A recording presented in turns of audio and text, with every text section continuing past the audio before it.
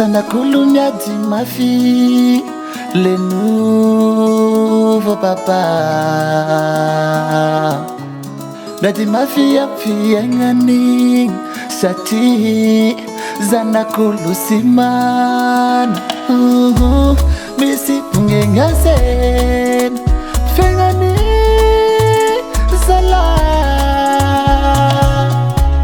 Dalan'igny mangataka andala anelo mane mama ka uya we iganizi umenare le nouveau msalini zala umenare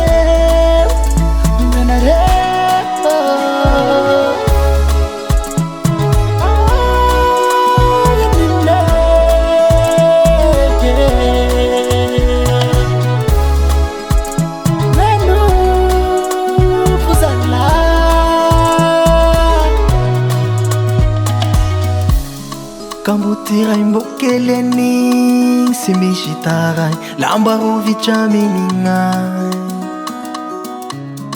aely kam fiaramo le nouveau ka uya we ignanizy umenare le nouveau mizaleni mizalay umenare.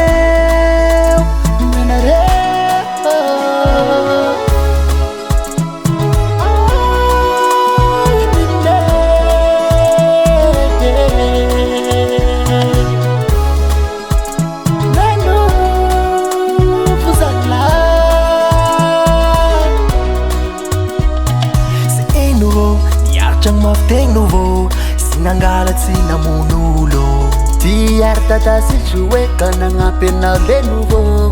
andamosigna fibabena fifagnapina sy fanerena nahita samaritana nouveau ka lasa nanakarena. Andamosigna fibabena fifagnapina sy fanerena nahita samaritana nouveau ka lasa nanakarena.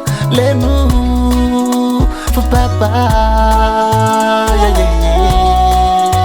ka uya we